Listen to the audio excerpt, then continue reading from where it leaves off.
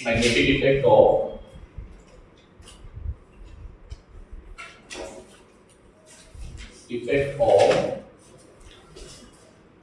Electric current. ठीक है,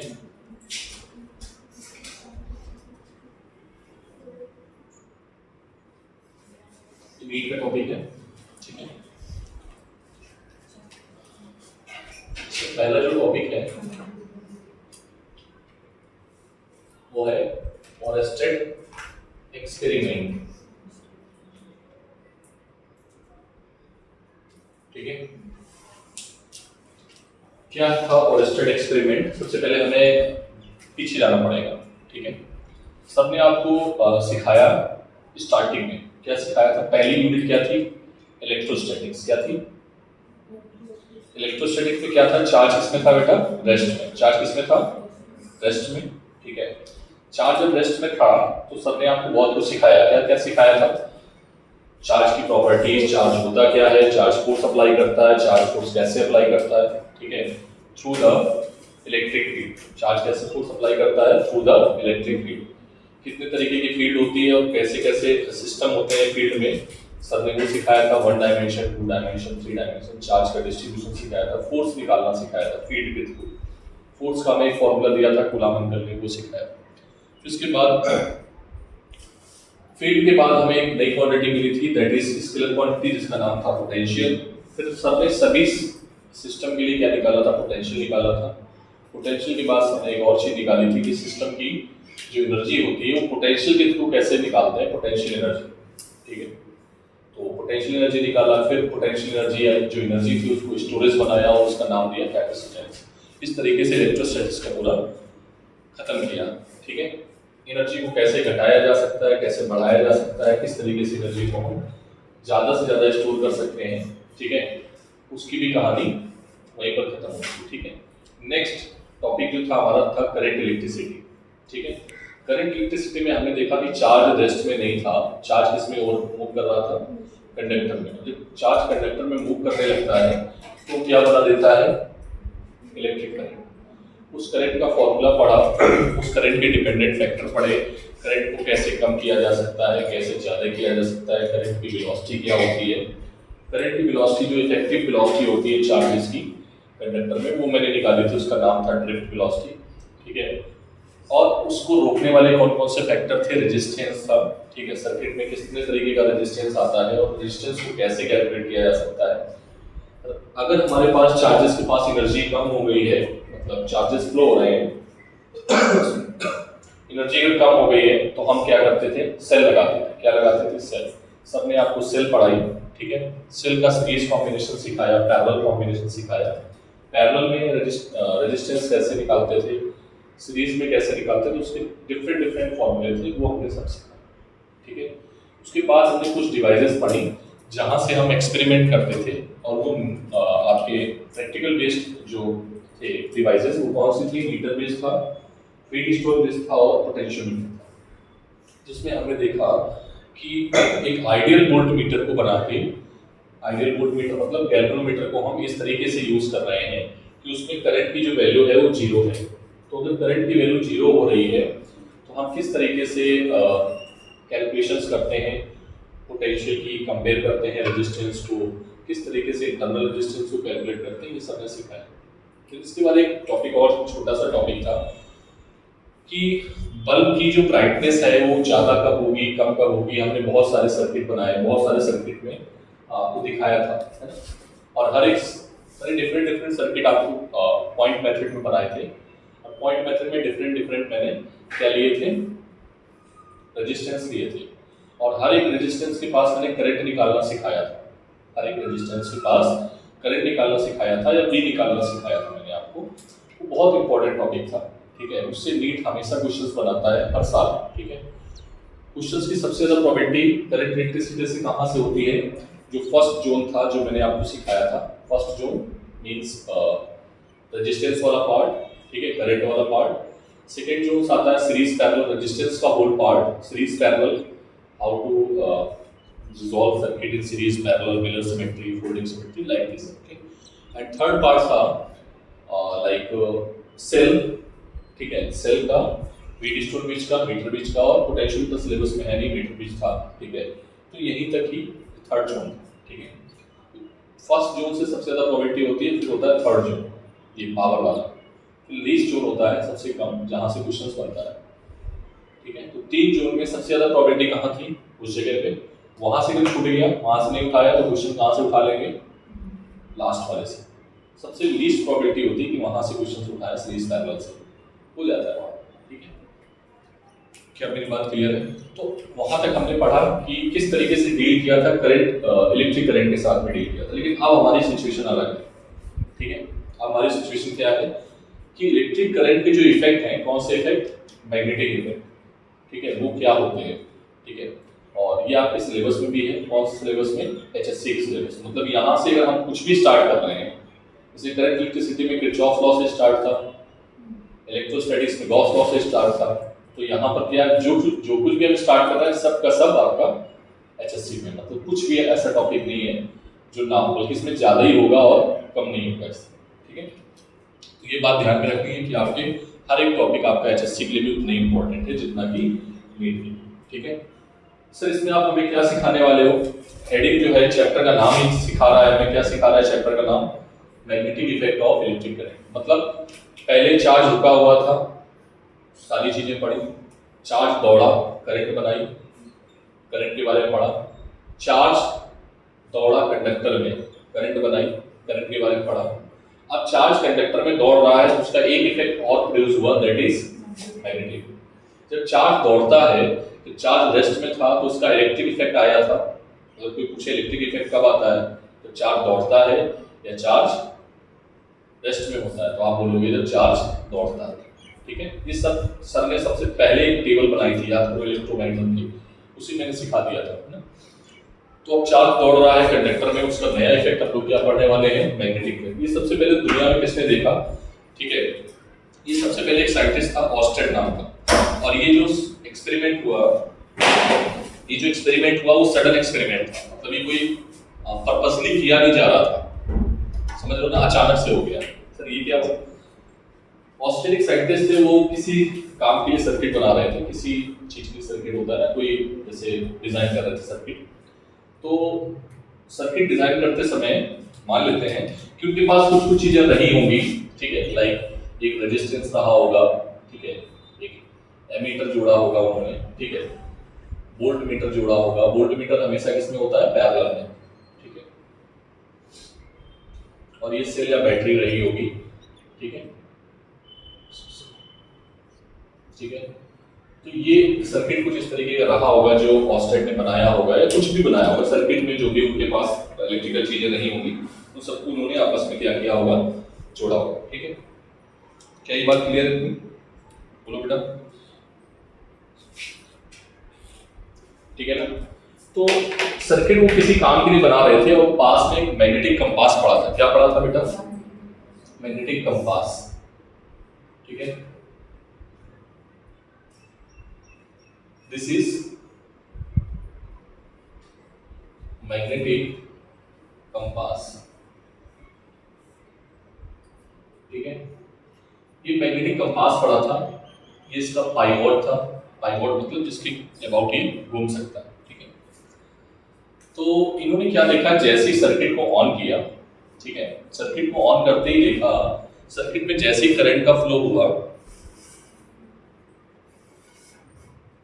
circuit में जैसे ही करंट का फ्लो हुआ, ठीक है, इन्होंने क्या देखा, सर्किट तो जो भी बना ही रहे थे, वो तो उनका अलग मैटर था, लेकिन इन्होंने देखा क्या कि पास में पड़ी कंपास डिफ्लेक्ट होने लगी, पास में पड़ी कंपास डिफ्लेक्ट होने लगी। तो इन्होंने सोचा कि यहाँ कोई मैग्नेट तो नहीं है, उन्होंने आसपास देखा कि मैग्नेट है क्या कोई, इसकी वजह से, क्योंकि एक चीज हमने बेसिक चीज पढ़ी है। क्या चीज पढ़ी है? कि अगर हमें कोई मास बॉडी को अगर कोई डिस्टर्ब कर रहा है, मास बॉडी को डिस्टर्ब करने वाला केवल और केवल वही हो सकता है जिसके पास मास है, ठीक है। मास बॉडी को कौन डिस्टर्ब कर सकता है? या आप बोल सकते हो जिसके पास मास बॉडी होगी उसको ग्रेविटी डिस्टर्ब कर देगी, और ग्रेविटी बनाने वाला कौन होता है? मास बॉडी, ठीक है, जिसको हम लोगों ने ग्रेविटेशनल फील्ड का नाम भी दिया था, तो क्लास आपको याद है, ठीक है। दूसरी चीज क्या थी, अगर हमारे पास इलेक्ट्रिक चार्ज है, कौन सा चार्ज है, ये हमारी पुरानी स्टडी थी, बेसिक स्टडी थी, और इसको हम समझते हैं कि इलेक्ट्रिक चार्ज को डिस्टर्ब कौन कर सकता है, सिर्फ और सिर्फ इलेक्ट्रिक चार्ज ही डिस्टर्ब कर सकता है, मतलब जिसके पास चार्ज होगा, यस और नो, या इसका नाम हम इलेक्ट्रिक फील्ड बोल देते हैं, ठीक है। उसी तरीके से हमारी पुरानी स्टडी थी कि एक मैग्नेट को जो डिस्टर्ब कर सकता है, ठीक है, वो कौन डिस्टर्ब कर सकता है, एक मैग्नेट ही डिस्टर्ब कर सकता है, इसको हम क्या बोल देंगे, मैग्नेटिक फील्ड। और याद रखना इन तीनों में कोई एक दूसरे को डिस्टर्ब नहीं कर सकता है, ठीक है। मैग्नेट को डिस्टर्ब कौन कर सकता है, केवल मैग्नेट, ठीक है। हाँ ये है कि मैग्नेट के पास में अगर मास भी है तो उसको दो लोग डिस्टर्ब कर सकते हैं, मैग्नेट भी कर सकता है और, ठीक है। तो मास तो सभी के पास होता है, जो भी पार्टिकल होते हैं, जो भी मैटर के पार्टिकल होते हैं, उनके सबके पास क्या होता है, मास होता है, ठीक है। सबके पास क्या होता है, मास होता है, तो उसको डिस्टर्ब करने वाले सब लोग हैं, कोई एक सिंगल नहीं है, ठीक है, ठीक है ना। मास को डिस्टर्ब करने वाले सब लोग हो सकते हैं, ना कि इलेक्ट्रिक फील्ड या मैग्नेट, जिसके पास मास तो सभी के पास होता है। ये हमारी पुरानी स्टडी थी, तो हमने देखा कि भाई मैग्नेट तो यहाँ आसपास है नहीं, तो इस मैग्नेट को डिस्टर्ब किसने किया, बेसिकली मैग्नेट होता है, ठीक है, इस मैग्नेट को डिस्टर्ब किसने किया, तो ऑस्टेड ने देखा आसपास, अच्छे से देखा, उन्होंने कहा भाई यहाँ तो है नहीं कोई मैग्नेट, कुछ ना कुछ गड़बड़ हुआ है जो कि सर्किट ही कर रहा है। उन्होंने तुरंत सर्किट को ऑन ऑफ किया, ऑफ करते ही जो ये कंपास थी अपनी पुरानी पोजीशन में वापस आ गई, ठीक है, नॉर्मली जैसे पड़ी थी वैसी होगी, ठीक है। इसके बाद क्या देखा, जैसे फिर से सर्किट ऑन किया, ये फिर से हिलने लगी। इन्होंने कहा, सोचा क्या, फाइनली ये सोचा कि कुछ ना कुछ हो ना हो जरूर, कि गड़बड़ कौन कर रहा है, सर्किट में आने वाली करंट। क्या ये बात समझ में आ गई, सर्किट में आने वाली करंट की कुछ ना कुछ गड़बड़ कर दी, तो हमने करंट के साथ खेलना स्टार्ट किया। क्या किया, करंट की डायरेक्शन को चेंज किया, करंट की डायरेक्शन को चेंज किया। करंट की जैसे डायरेक्शन चेंज हुई तो ये कंपास जो थी वो कुछ इस तरीके से वाइब्रेट होने लगी, ऐसे इधर की ओर घूम गई, पहले इधर की ओर हो रही थी, अब इधर की ओर। यस और क्या ये बात क्लियर। फिर उन्होंने करंट को बढ़ाया घटाया, तो क्या देखा, करंट की जो डिफ्लेक्शन है वो और ज्यादा हो गया। तो इन्होंने सारी चीजें वहां से नोट की, बट ये नहीं बता पाया ये हो क्यों रहा है, उन्होंने ये बस बता दिया कि हाँ ये जो है वो मैग्नेटिक फील्ड की वजह से हो रहा है। करंट ने कहीं ना कहीं क्या बना लिया है, ये ऑस्टेड ने एक्सपेरिमेंट करके दिखा दिया, ठीक है। तो सबसे पहले काम किसने किया, इससे काम तो बहुत लोगों ने किया, लेकिन फाइनली जो एक्सपेरिमेंट देखा वो इन्होंने देखा, ठीक है। क्या ये बात क्लियर है, बोलो। ऑस्टेड ने क्या बताया सबसे पहले कि मैग्नेटिक जो है इफेक्ट आया, वो किससे आया, इलेक्ट्रिक करंट से आया, वो एक्सपेरिमेंट भी देखा गया। फिर इसके बाद बहुत सारे साइंटिस्ट जो थे उन्होंने इस पर काम किया, ठीक है, कि भाई मैग्नेट जैसे जो आपका फ्रैंकलिन था, जेम्स फ्रैंकलिन, उसने क्या बता दिया था चार्जेस के बारे में, ठीक है, कि चार्जेस क्या अप्लाई करते हैं, फोर्स अप्लाई करते हैं, क्या अप्लाई कर रहे हैं, है ना। तो अब फोर्स अप्लाई कितना कर रहे हैं, उसके बाद गुलाम अंकल आए, गुलाम अंकल ने कहा भाई हम तुम्हें 2 चार्ज देते हैं और तुम जाके फोर्स निकाल सकते हो, उसका फॉर्मूला भी दे देते हैं, डिस्टेंस देख लेना, मैटर देख अपना कितना कितना है, ठीक है। तो उसी तरीके से गुलाम अंकल ने फॉर्मूला दिया F = K = Q2/r²। तो उसके बाद की जो कहानी स्टार्ट हुई वो हमारे लिए इम्पोर्टेंट है, ये लीस्ट इम्पोर्टेंट है, इसमें जो भी नोट करना है आप नोट कर लेना भी, ठीक है। इसके नोट्स मैं भेज दूंगा, 2 पेज छोड़, ठीक है, 2 पेज एक, ठीक है, एक ही पेज में 2 सर, ठीक है। अभी उसको लिख लेना, ठीक है, मैं भेजूंगा, उसको पहले लिख लेना, ठीक है। इसकी कहानी आपको पता होनी चाहिए, समटाइम्स पूछ दी जाती है, ओके। तो यहाँ पर इसके आगे की कहानी जो स्टार्ट की ऑस्टेड के बाद आती है बायो-सावर्ट लॉ, ठीक है। एक 2 अंकल और पैदा हुए, इन्होंने और काम किया, ठीक है, इन्होंने हमारी दुनिया में मैग्नेटिक फील्ड को और आसान बनाने की कोशिश की। उन्होंने इसकी वैल्यू को कैलकुलेट किया कि भाई अगर करंट इतना जा रहा है, ठीक है, अगर करंट इतना जा रहा है, पॉइंट इतनी दूर है, मैग्नेट इतनी दूर है, तो कितना मैग्नेटिक फील्ड बनेगा उसको उन्होंने कैलकुलेट करके दिया। ठीक है, वो लॉ जो है उसको बोलते हैं बायो-सावर्ट लॉ, और magnetic field intensity, magnetic field intensity due to current carrying wire. ठीक है, जिसके पास करंट है वो कितनी मैग्नेटिक फील्ड बनाएगा, वो किसने लॉ दिया, बायो-सावर्ट। ठीक है, अब इस लॉ को समझना है थोड़ा इंपॉर्टेंट, क्योंकि ये लॉ पूछा भी जाता है, और लॉ पूछा जाना एक अलग बात है, इस पे न्यूमेरिकल भार भर के आता है। ठीक है, तो ये पहला जोड़ बनने वाला है मैग्नेटिज्म का, कौन सा, बायो-सावर्ट लॉ और एम्पीयर्स लॉ। ठीक है, जैसे कूलॉम्स लॉ था और गॉस लॉ था, तो ये पूरा एक जोन था अपने आप। कितना टाइम चला था ये, करीब 2 वीक।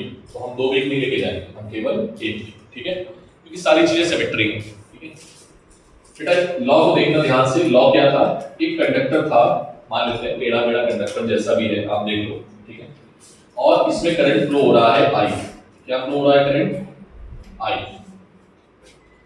एक पॉइंट है पी। ठीक है, ये कंफर्म हो गया था कि ऑस्टेड एक्सपेरिमेंट से मैग्नेटिक फील्ड बन चुका है, लेकिन कितना बना है ये नहीं बता पाए वो।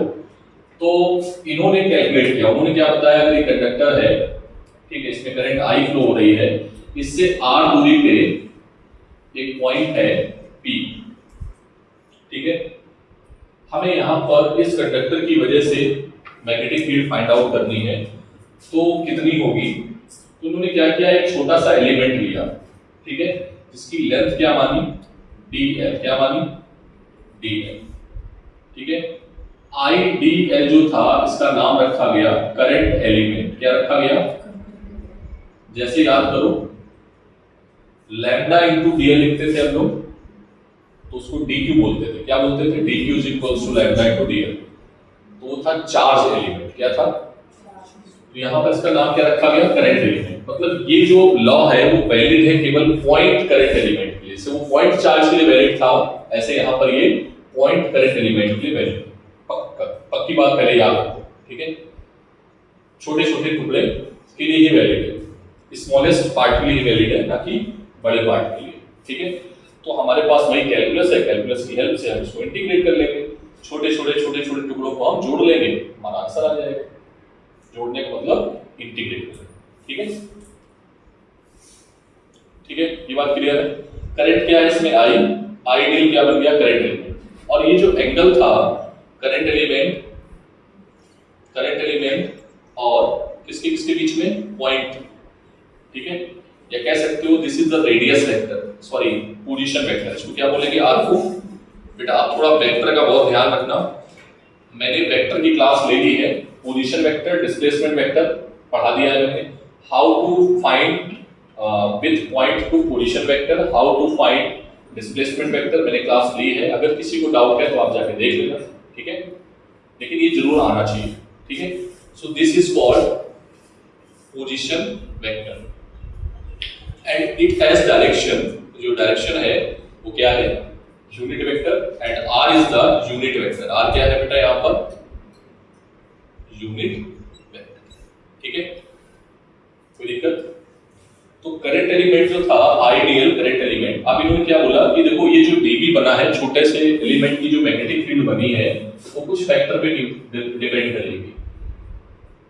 ठीक है, ये जो मैग्नेटिक फील्ड होगी that is directly proportional to current element, second inversely proportional to magnitude of square, distance का स्क्वायर। ठीक है, एंड थर्ड वन जो कि बिल्कुल अलग बनाता है इसको कूलॉम्स लॉ से, इसीलिए थोड़ा खतरनाक हो जाता है, साइन थीटा। सो थीटा क्या है, what is theta, theta is the angle between, बोलो सब लोग बोलो, current element and position vector. Position vector, या वो पॉइंट जहां पर हमें क्या निकालना है, magnetic field.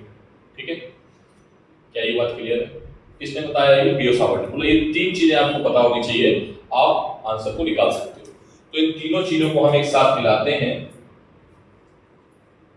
Ideal sine theta upon R square, एक प्रोपोर्शनलिटी कांस्टेंट लेते हैं के, I dl sine theta upon R square. जैसे वहां पर भी प्रोपोर्शनलिटी कांस्टेंट दिया था, ठीक है, कूलॉम्स लॉ में, तो के की वैल्यू क्या थी वहां पे, क्या थी 1/4πε0। तो यहां पर क्या होगी, म्यू नॉट। क्या होगी बेटा? ठीक है, और इसकी वैल्यू क्या होती है 10 टू द पावर -7। वहां पर क्या होती थी 1/4πε0 की वैल्यू 9 × 10 टू द पावर 9। ठीक है बेटा, यहां पर म्यू नॉट क्या है, वहां पर एप्सिलॉन नॉट आया था, वो था परमिटिविटी ऑफ फ्री स्पेस। ठीक है, ऐसे यहां पर क्या है, ये permeability of free space. Yes और नो, याद रखोगे? या वैक्यूम, कोई दिक्कत है क्या? तो अगर कोई पूछ ले म्यू नॉट की वैल्यू क्या होगी, तो म्यू नॉट पर मल्टीप्लाई कर दो 4π × 10 टू द पावर 7। ठीक है, बोलो। तो ये आ गया लॉ। अब इसका वेक्टर फॉर्म लिखना बाकी है। ठीक है, और कुछ चीजें हैं जो लिखेंगे। पहले जो आप चीज को नोट करना चाह रहे हो नोट कर लो। ठीक है, जल्दी से, किसी को कोई डाउट नहीं होना चाहिए। फास्ट। आप जो पीडीएफ देने वाले हो उसमें ये दोनों है, इसमें थोड़ा लैंग्वेज आपने तरफ से ऐड कर लेना। मैग्नेटिक फील्ड लैंग्वेज थोड़ा ऐड करना, मैं लिख नहीं रहा हूं। Magnetic field due to element is directly proportional to, सब बोलोगे मैग्नेटिक फील्ड, बोलो सब, due to current element is directly proportional to I into L। मतलब करंट एलिमेंट के magnetic field due to this element is inversely proportional to R square, मतलब वो distance. ठीक है, and angle between is directly proportional to sign component of that angle. ठीक, कौन सा angle? Angle के बीच में होगा। ये आपको लैंग्वेज फॉर्म में लिखना है और यही लॉ। ठीक है, मैंने लिखा नहीं, आप इतना भी लिख दोगे तब भी आपका आंसर सही माना जाएगा। ठीक है, इसको हटा देते हैं, ऑस्टेड का एक्सपेरिमेंट।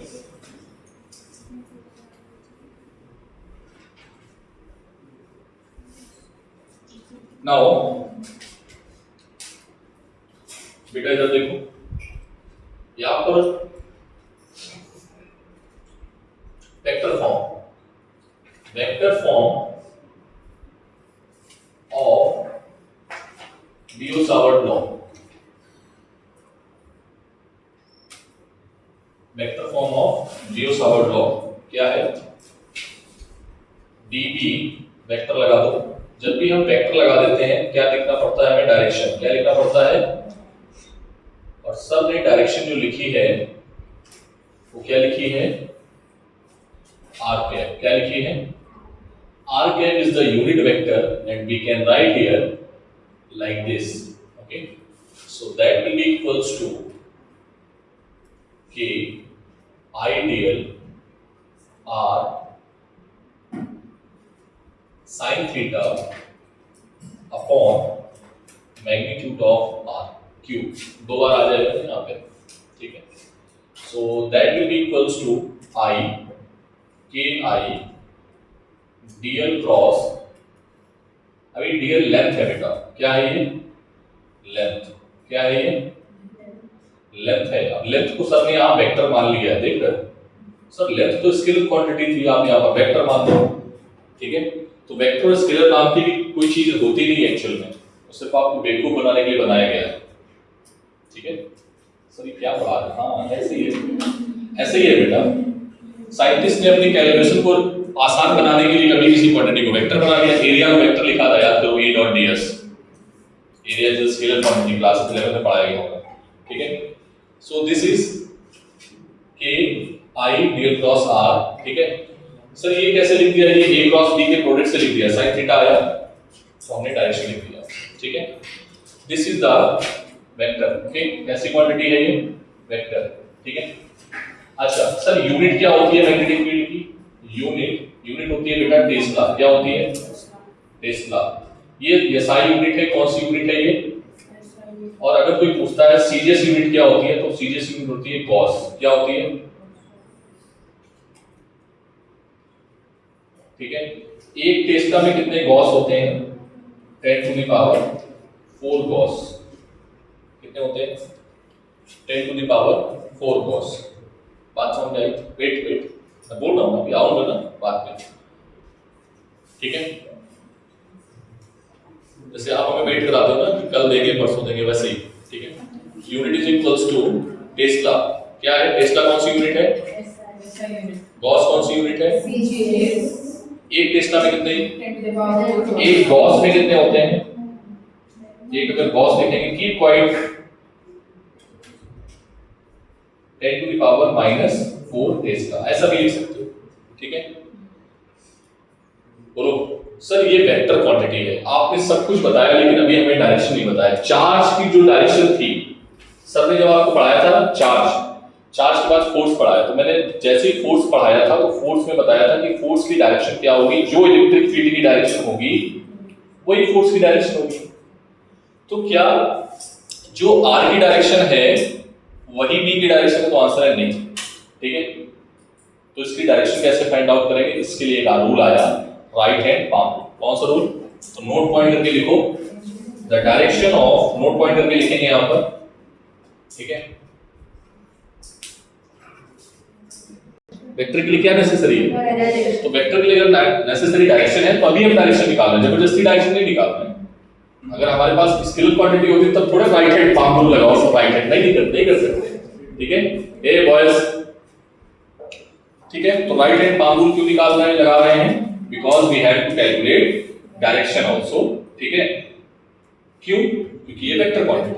ठीक है, अब तुम लोग जैसे लगाए हो उसको भूल जाओ अभी, अब मैं सिखा देता हूं क्योंकि यहां पर बहुत तिकड़ा मिलने वाला है। ठीक है, राइट हैंड पाम रूल समझो कैसे। ठीक है बेटा, थोड़ा ध्यान समझना, राइट हैंड पाम रूल है क्या? देखो, राइट हैंड पाम रूल में थंब होगा, पाम होगी, पाम की स्पेलिंग देख लेना बेटा, PALM। ठीक है, और क्या होगा? Curling finger. क्या होगी? ठीक है, ये दोनों आपस में एक दूसरे को सपोर्ट कर सकते हैं। कैसे करेंगे वी विल डिस्कस। ठीक है, ठीक है, ध्यान समझो। जैसे हमारे पास किसी के पास डंडा है कोई बड़ा सा, जैसे मान लो ये हमारे पास क्या है? एक कंडक्टर है। ठीक है, इसमें करंट फ्लो हो रहा है। इसमें क्या फ्लो हो रहा है? बेटा क्या कर रहे हो तुम? ये लड़की क्या कर रही है? क्या लिख रही है? बेटा फिजिक्स का भी मत लिखो ना, पढ़ा रहा हूं, फिर तुम बाद में पूछोगे तो ये घर पे कर सकते थे, यहाँ क्यों आया क्लास में?